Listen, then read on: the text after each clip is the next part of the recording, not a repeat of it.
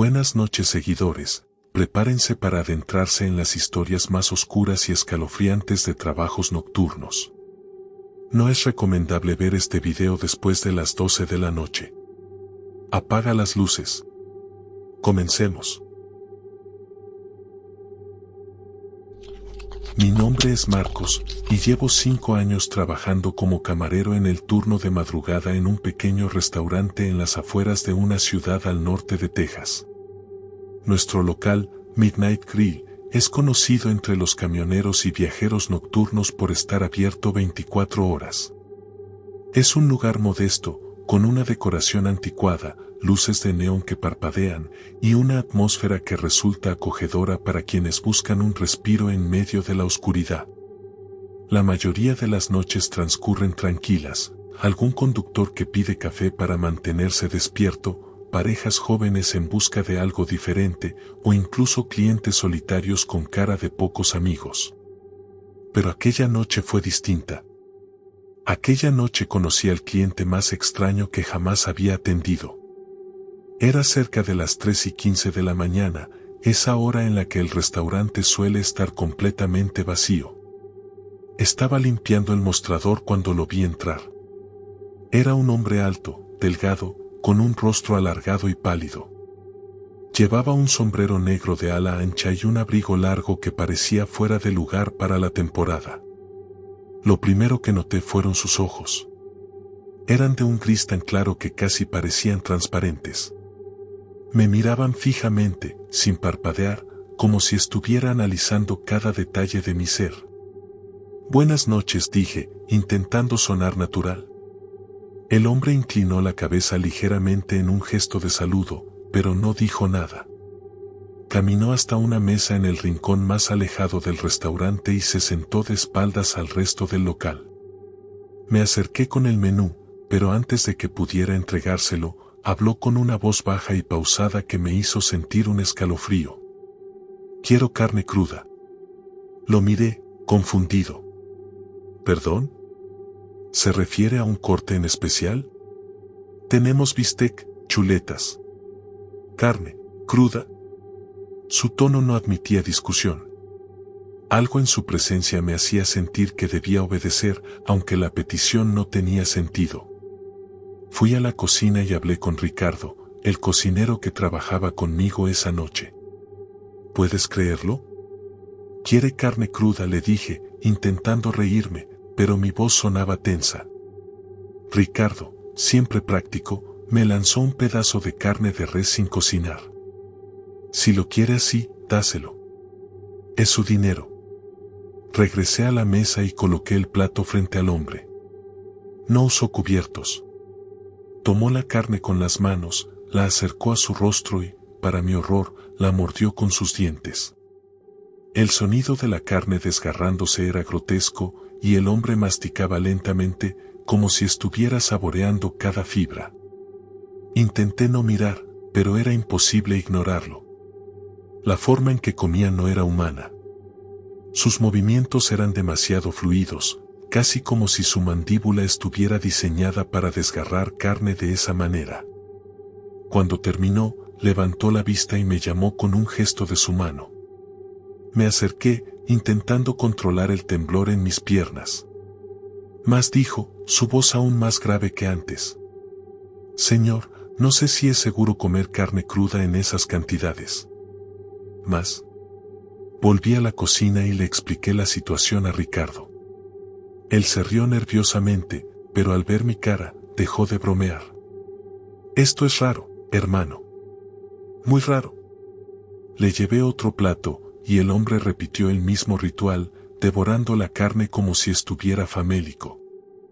Después de su segunda porción, el ambiente en el restaurante cambió. El aire se sentía más pesado, y un olor metálico impregnaba el lugar. Las luces comenzaron a parpadear, y aunque intenté culpar al sistema eléctrico viejo, no pude evitar pensar que algo estaba mal. Mientras limpiaba una mesa cercana, vi que el hombre me observaba. Sus ojos ahora tenían un brillo antinatural, como si emanaran luz propia. «¿Por qué trabajas aquí?», preguntó de repente. La pregunta me tomó desprevenido. Como dice, este lugar no es para ti. Deberías irte antes de que sea demasiado tarde. No supe qué responder. ¿Qué quería decir con eso? ¿Era una amenaza? Poco después, el hombre se levantó y caminó hacia la puerta. Pensé que se iría, pero se detuvo y giró lentamente hacia mí. Gracias por la comida, dijo, pero su tono tenía algo de burla. En ese momento, algo en mí estalló. Tal vez fue el miedo, la incomodidad o la necesidad de respuestas. ¿Quién eres?, le pregunté. El hombre sonrió, y por primera vez vi algo que no era humano. Sus dientes eran demasiado largos, demasiado afilados. No querrás saberlo, respondió. Antes de que pudiera reaccionar, salió del restaurante y desapareció en la oscuridad. Al día siguiente, mientras limpiábamos el local, Ricardo encontró algo extraño en la mesa donde el hombre había estado sentado. Era un pequeño pedazo de carne, pero no era de res. Parecía humano. Llamamos a la policía, pero cuando llegaron, el pedazo de carne había desaparecido. Los oficiales no encontraron nada sospechoso y nos dejaron con más preguntas que respuestas. Desde esa noche he pensado en dejar este trabajo, pero algo me detiene. Tal vez sea el miedo de que, si me voy, nunca entenderé lo que realmente sucedió. O tal vez, en el fondo, sé que ya estoy demasiado involucrado. El cliente de la madrugada nunca volvió, pero a veces, cuando el reloj marca las 3:15 de la mañana, las luces del restaurante parpadean y siento que algo me observa desde las sombras. Y aunque trato de convencerme de que todo fue una pesadilla, sé que no lo fue. Mi nombre es Henry, y por más de 20 años he trabajado como guardia nocturno en el Colegio San Mary's, un antiguo internado católico ubicado en un rincón apartado de Massachusetts. Este lugar tiene más de 150 años de historia, y se dice que en sus muros de piedra cargados de musgo, se guardan secretos que las monjas que lo fundaron prefirieron llevarse a la tumba. Cuando llegué aquí por primera vez, el edificio me impresionó. Su arquitectura gótica, con arcos altísimos y vitrales coloridos, le daba un aire solemne, casi sagrado. Pero de noche, cuando las luces se apagaban y la oscuridad se extendía por los pasillos, aquel colegio adquiría un rostro completamente distinto, uno que no era ni solemne ni sagrado. Recuerdo mi primera noche en San Mary's como si fuera ayer. Caminaba por los corredores silenciosos, asegurándome de que todo estuviera en orden. Mi linterna iluminaba los cuadros de antiguas monjas que parecían observarme con ojos vacíos, y el eco de mis pasos resonaba como si alguien más caminara detrás de mí. Cuando pasé frente a la capilla del colegio, escuché algo. Era un susurro, apenas perceptible, pero claramente una voz. Me detuve en seco y agudicé el oído. Ave María, llena eres de gracia. Era una oración, pronunciada con una voz femenina que sonaba quebrada, como si quien la recitara estuviera llorando.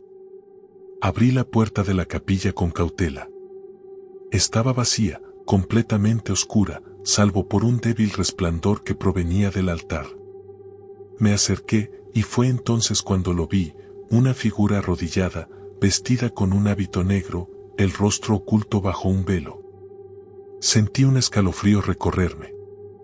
Disculpe, ¿está bien?, pregunté con la voz más firme que pude. Pero antes de que pudiera acercarme, la figura se desvaneció frente a mis ojos. Salí de la capilla con el corazón acelerado. Me repetí que debía haber sido una ilusión, un truco de luces o el cansancio. Pero algo en el ambiente me decía que ese no sería mi único encuentro con lo extraño. A lo largo de los años, fui acostumbrándome a los ruidos nocturnos, pasos en corredores vacíos, risas infantiles que resonaban en los jardines cuando no había ningún niño en el lugar y sobre todo, el sonido de llaves tintineando. Siempre venían del sótano, un lugar al que evitaba ir tanto como podía. Una noche, sin embargo, no tuve opción. Las cámaras de seguridad mostraban movimiento en el sótano y estaba obligado a investigar. Bajé con mi linterna temblorosa y un bate que llevaba conmigo por si acaso. El sótano de San Marís era como un laberinto, lleno de antiguos archivadores, muebles cubiertos de polvo y cajas olvidadas. Mientras avanzaba, sentí un frío inusual, un aire denso que parecía aplastarme el pecho. Entonces lo vi, al fondo del pasillo, había una puerta entreabierta. Una luz amarillenta se filtraba por la rendija. Empujé la puerta con cuidado. La habitación estaba vacía, pero en el centro había un círculo de velas encendidas, rodeando un viejo rosario. En la pared frente a mí, alguien había escrito con tiza: "No es bienvenida". De repente, las velas se apagaron, sumiéndome en la oscuridad. Sentí un golpe en la espalda, como si algo hubiera pasado corriendo detrás de mí. Salí corriendo, dejando el sótano atrás, y desde entonces evité bajar allí siempre que pude. Lo más aterrador que me ocurrió en San Marís pasó hace apenas unos meses, y aún no he podido sacarlo de mi mente. Había una torre en el edificio, cerrada al público desde hacía décadas. Se decía que una monja se había quitado la vida saltando desde allí. Una noche, mientras hacía mi ronda, vi luz en la torre. Subí los escalones crujientes, sintiendo el peso de la oscuridad sobre mí. Al llegar a la cima, encontré la ventana abierta y el viento gélido me golpeó el rostro. De repente, sentí un tirón en mi espalda, como si alguien intentara arrastrarme hacia la ventana. Me giré y vi una sombra alta, sin rostro, con un hábito oscuro que flotaba en el aire. «No vuelvas», susurró, con una voz que resonó dentro de mi cabeza más que en mis oídos. Cerré la ventana de un golpe y salí corriendo. Esa fue la última vez que subí a la torre. Hace 2 semanas, decidí que ya era suficiente. Presenté mi renuncia. Esta noche es mi última guardia, y mientras escribo esto, escucho los susurros en los corredores, las risas infantiles que vienen de los jardines, y el tintineo de las llaves en el sótano. No sé si alguna vez descubriré la verdad detrás de lo que ocurre en San Marís. Pero algo me dice que el colegio no me dejará ir tan fácilmente. Si lees esto y alguna vez te encuentras en San Marís, ten cuidado con los susurros, las sombras y los ecos de un pasado que nunca descansa. Mi nombre es Olivia, y por razones que aún no entiendo, terminé trabajando como recepcionista nocturna en el Hotel El Encino, un lugar tan apartado como el pueblo que lo rodea, Real de 14, en el estado de San Luis Potosí, México. Real de 14 es un pueblo mágico, famoso por sus paisajes desérticos, su pasado minero y una energía que muchos describen como especial. Pero trabajar de noche en este viejo hotel, con su fachada de cantera desgastada y sus largos pasillos de piedra, me enseñó que especial puede significar muchas cosas. Era una noche de luna llena, y el aire fresco del desierto se filtraba por las rendijas de las ventanas. El hotel estaba casi vacío, como solía estar en temporada baja. Eran cerca de las 11:30 de la noche cuando un hombre llegó caminando desde la penumbra, cargando un maletín. «Buenas noches», dijo en un español impecable, aunque con un acento extranjero. Vestía un traje oscuro que parecía fuera de lugar en este pueblo polvoriento, y su rostro era inexpresivo, casi como una máscara. «Buenas noches». «¿Busca hospedaje?», le respondí. «Sí, una habitación. Solo por esta noche». Lo registré en el sistema y le asigné la habitación 206, una de las pocas disponibles. Mientras le entregaba la llave, nuestros dedos se rozaron, y sentí un frío que no era natural. No dijo nada más, tomó la llave y se dirigió a las escaleras. Alrededor de la medianoche, todo parecía tranquilo. Me encontraba leyendo un libro detrás del mostrador cuando escuché un ruido que venía de las escaleras, pasos, lentos y deliberados. Miré hacia las cámaras de seguridad, pero no había nadie en los pasillos. Decidí ignorarlo, atribuyéndolo al eco que suele jugar trucos en este edificio de muros gruesos. pero poco después, el teléfono de la recepción sonó. «Recepción, ¿en qué puedo ayudarle?» La línea estaba llena de estática. «No fui yo quien llamó», dijo una voz profunda y seca antes de que la línea se cortara. El identificador de llamadas marcaba la habitación 206. Un rato después, decidí hacer una ronda por el hotel. Había algo en el ambiente que me hacía sentir inquieta, como si estuviera siendo observada. Al llegar al segundo piso, noté que el pasillo frente a la habitación 206 estaba helado, mucho más frío que el resto del edificio. Me acerqué a la puerta y toqué suavemente. «Señor, ¿todo está bien?»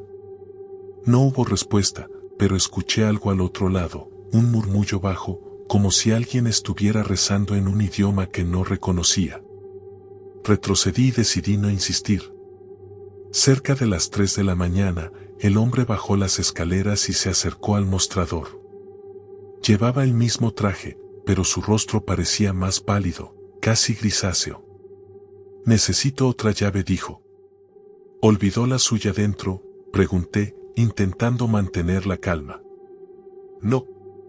Su respuesta fue seca, sin explicación.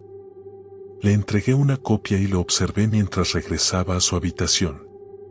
Noté que ya no llevaba consigo el maletín.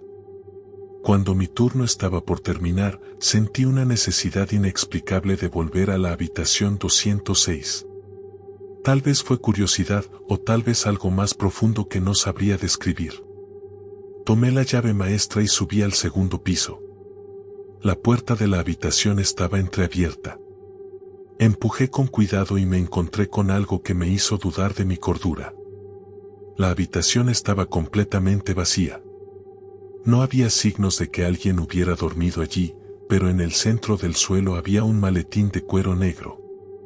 Abrí el maletín con manos temblorosas. Dentro había papeles viejos, cubiertos de símbolos y escritos en un idioma que no reconocía. También había una fotografía, el hombre que había llegado esa noche, pero la imagen parecía tomada hacía décadas. De repente, el ambiente cambió. Un viento helado llenó la habitación y sentí que algo o alguien estaba detrás de mí. Me giré rápidamente, pero no vi a nadie. Sin embargo, el aire estaba cargado, pesado, como si una presencia invisible me acechara. Salí de la habitación apresuradamente, dejando el maletín atrás, y regresé a la recepción. Cuando llegó la recepcionista del turno diurno, le conté lo sucedido. Me miró con una mezcla de incredulidad y lástima, pero no dijo nada. Más tarde, revisamos los registros del hotel y descubrí algo que me dejó sin aliento. Según el sistema, la habitación 206 no estaba asignada a ningún huésped esa noche. Desde entonces, cada vez que trabajo de noche, evito mirar hacia el pasillo del segundo piso. Algo me dice que lo que llegó aquella noche no era humano, y que el Hotel El Encino guarda secretos que es mejor no desenterrar. Si alguna vez visitas Real de 14 y decides hospedarte aquí, te sugiero que evites la habitación 206. Algunos misterios están mejor en las sombras. Mi nombre es Ernesto, aunque todos me conocen como Don Neto. Llevo más de 10 años vendiendo tacos en un puesto de madrugada en las afueras de San Luis Potosí, cerca de un viejo puente que cruza el río Santiago. No es el mejor lugar, lo sé.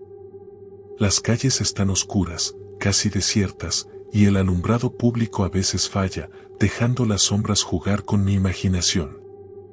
Pero los borrachos y los camioneros que pasan por aquí suelen ser buenos clientes, y hasta hace poco, creía que lo peor que podía encontrar era una noche sin ventas. Todo cambió hace 3 semanas. Era cerca de la 1:30 de la madrugada. La lluvia había cesado hace poco, y el aire olía a tierra mojada. Mi puesto estaba iluminado por una lámpara de neón que parpadeaba de vez en cuando, algo normal pero inquietante en esas horas. Estaba preparando un pedido cuando lo vi por primera vez. Un hombre caminaba por la calle desierta, saliendo de la penumbra como si hubiera surgido de la nada. Llevaba un sombrero y un abrigo largo que parecía demasiado pesado para la temporada. Al principio, no le presté mucha atención, pensé que era un cliente más buscando llenar el estómago antes de seguir su camino. Pero a medida que se acercaba, algo en su andar me pareció extraño, sus pasos eran lentos, arrastrados, como si le pesara cada movimiento. ¿Qué va a llevar, amigo?, pregunté cuando llegó frente a mí. No respondió de inmediato. Se quedó parado, inmóvil, mirándome. Sus ojos eran pequeños, hundidos, y su piel tenía un tono grisáceo, como si no hubiera visto el sol en años. Cuando finalmente habló, su voz era baja, áspera, como el sonido de hojas secas al romperse. Unos tacos, de lo que tengas. Me apresuré a preparar su pedido, tratando de no mirarlo demasiado. Había algo en el que no cuadraba, pero no podía explicarlo. Mientras cocinaba, me di cuenta de que el aire alrededor del puesto se había enfriado. Mi aliento formaba pequeñas nubes, algo que jamás había visto en San Luis en esta época del año. Me estremecí, pero seguí trabajando. Le entregué los tacos en un plato de plástico, y él los tomó con unas manos que parecían extrañamente largas, con uñas amarillentas. No se sentó ni se movió del lugar. Simplemente se quedó de pie, mirándome fijamente mientras comía lentamente, como si cada bocado fuera una ceremonia. ¿De dónde viene?, le pregunté, tratando de romper el silencio que me estaba poniendo nervioso. Me miró directamente a los ojos, y por un momento sentí que el tiempo se detenía. Del puente, respondió. No entendía a qué se refería, pero algo en su tono me hizo recordar las historias que contaban los viejos del lugar. Decían que el puente del río Santiago estaba maldito, que por las noches se podían ver figuras extrañas o escuchar lamentos de personas que nunca regresaron. Siempre pensé que eran cuentos para asustar a los jóvenes, pero en ese momento las palabras cobraron otro significado. ¿Va a querer algo más?, pregunté, queriendo que terminara y se fuera. No respondió. En cambio, dejó caer el plato vacío sobre el mostrador y empezó a caminar hacia la oscuridad. «Oiga, me debe 50 pesos. Le grité, pero no se detuvo. Molesto, salí de detrás del puesto y lo seguí unos pasos. Entonces lo vi. Al llegar al puente, simplemente desapareció. No giró, no corrió, no saltó. Se desvaneció en el aire, como si nunca hubiera estado allí. Regresé al puesto con el corazón latiéndome en las orejas. Traté de convencerme de que estaba cansado, que había visto mal, pero cuando volví al mostrador, mi sangre se congeló. El plato que había usado no estaba vacío. Dentro de él había un pequeño hueso, limpio, reluciente, con marcas de dientes que no parecían humanas. Desde esa noche, algo cambió. Siento que alguien me observa cada vez que trabajo en mi puesto. Los perros del barrio ya no se acercan, y el neón de mi lámpara parpadea más seguido. Algunos clientes me han dicho que han visto una figura extraña rondando cerca, siempre en la sombra, siempre observando. Sé que no debería seguir vendiendo aquí, pero cada vez que intento moverme a otro lugar, algo pasa, una llanta pinchada, un problema con los permisos, o una sensación de que, sin importar dónde vaya, él me encontrará. Y cada noche, cuando el viento sopla desde el puente, puedo escuchar su voz susurrando, «Tacos, de lo que tengas». Soy Julia Ramírez, y he sido enfermera por más de 25 años. Siempre me gustó trabajar con pacientes mayores, algo en sus historias y su experiencia me hacía sentir que de alguna forma estaba conectando con el pasado. Pero nunca imaginé que aceptar un trabajo en un pequeño pueblo fronterizo de Estados Unidos, cerca de Nuevo México, cambiaría mi vida para siempre. Era una comunidad tranquila y desértica, donde el viento levantaba polvo y las noches eran tan silenciosas que podían helarte los nervios. Había sido contratada por una familia para cuidar a los Lockhart, una pareja de ancianos que vivía en una enorme y vieja casa al borde del pueblo. El hombre, Samuel, era un veterano de guerra con severos problemas de movilidad y su esposa, Margaret, sufría de una enfermedad degenerativa que apenas le permitía hablar. Desde el principio, hubo algo extraño en ellos, pero lo atribuía a su avanzada edad y a la naturaleza del aislamiento en el que vivían. La casa Lockhart era imponente, de estilo victoriano, con ventanas altas y estrechas que parecían ojos observándote desde las sombras. Cuando llegué, noté que la pintura de las paredes exteriores estaba desgastada y las plantas del jardín estaban secas, como si nadie hubiera cuidado de ellas en años. Al entrar, un olor peculiar me recibió, una mezcla de madera vieja, humedad y algo más, algo que no podía identificar pero que me hizo sentir incómoda. Margaret fue la primera en saludarme, aunque saludar es un término generoso.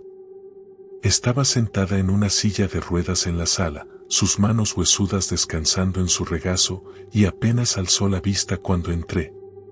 Samuel, en cambio, me miró fijamente desde su sillón.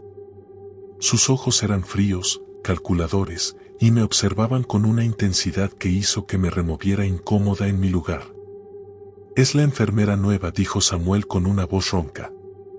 «Espero que no te asusten los secretos de esta casa». Me reí nerviosamente, pensando que era una broma. «Estoy acostumbrada a todo tipo de situaciones», respondí. Pero algo en su sonrisa torcida me hizo dudar. Mis días consistían en ayudar a Margaret a moverse, preparar medicamentos y asegurarme de que Samuel estuviera cómodo. La rutina era sencilla, pero las noches eran diferentes. Mientras intentaba dormir en la pequeña habitación que me habían asignado en el segundo piso, oía ruidos extraños, pasos que resonaban en el techo, susurros que parecían venir de las paredes, lo peor, un arrastrar lento, como si algo o alguien estuviera moviéndose por los pasillos. Una noche, alrededor de las 2 de la mañana, escuché un golpe fuerte en el piso de abajo. Me levanté, pensando que uno de los ancianos se había caído, y bajé apresuradamente. La sala estaba vacía, pero la puerta del sótano estaba entreabierta y una tenue luz amarillenta se filtraba desde abajo. Me acerqué, llamando a Samuel y Margaret, pero no hubo respuesta. Decidí no bajar, algo en mi instinto me decía que no debía. Al día siguiente, cuando le pregunté a Samuel por el sótano, su expresión se endureció. «Ese lugar no es para ti», dijo. «No vuelvas a acercarte». Mientras limpiaba la habitación de Margaret una tarde, encontré un viejo diario escondido entre los cojines de su silla. Al principio, dudé en leerlo, pero la curiosidad pudo más. Las primeras páginas hablaban de su juventud, de cómo ella y Samuel se habían conocido en un baile y se habían casado poco antes de que él fuera enviado a la guerra. Pero a medida que avanzaba, el tono cambiaba. Margaret comenzó a escribir sobre las voces que Samuel traía consigo cada vez que volvía del sótano, y sobre las cosas que decía haber visto en el desierto. Samuel asegura que son sus amigos, como leí en una entrada fechada hace más de 40 años. Pero sé que no son humanos. Sé que no son de aquí. El diario terminó abruptamente y un escalofrío me recorrió. ¿Qué significaban esas palabras? No pude resistir. Esa misma noche, esperé a que ambos estuvieran dormidos y bajé al sótano. La puerta rechinó al abrirse y un aire frío y denso me golpeó el rostro. Encendí la linterna de mi celular y bajé las escaleras de madera, que crujían bajo mi peso. Al llegar abajo, encontré una habitación llena de símbolos extraños grabados en las paredes. Había velas gastadas en el suelo, y en el centro de la habitación, un círculo de sal rodeaba una pequeña caja de madera. Me acerqué, hipnotizada, y abrí la caja. Dentro, encontré una colección de pequeñas figuras hechas de hueso, cada una tallada con una precisión inquietante. Mientras las observaba, escuché un ruido detrás de mí. Me giré y vi a Margaret. Estaba de pie, sin su silla de ruedas, mirándome con ojos que no eran los suyos. Eran negros, profundos, como un vacío infinito. Te advertí, dijo, pero su voz no era la de Margaret. Era más grave, más gutural. Corrí escaleras arriba y cerré la puerta del sótano con llave, mi corazón latiendo con fuerza. Al día siguiente, me fui sin decir una palabra. Dejé mis cosas atrás y nunca volví a esa casa. Semanas después, investigué sobre los Lockhart. Descubrí que habían llegado al pueblo hace más de 60 años, pero nadie sabía de dónde venían. Hubo rumores de desapariciones en la zona durante décadas, y muchos aseguraban que la casa Lockhart estaba maldita. A veces, en mis pesadillas, veo los ojos de Margaret mirándome desde la oscuridad. Y aunque he intentado convencerme de que todo fue producto de mi imaginación, sé que lo que vi en ese sótano era real. Y que los Lockhart, o lo que sea que fueran, aún están allí, esperando. Esto ha sido todo por hoy. No olvides darle like, seguirnos y darle a la campana para que no te pierdas en la oscuridad. Nos vemos en la próxima. O quizás no.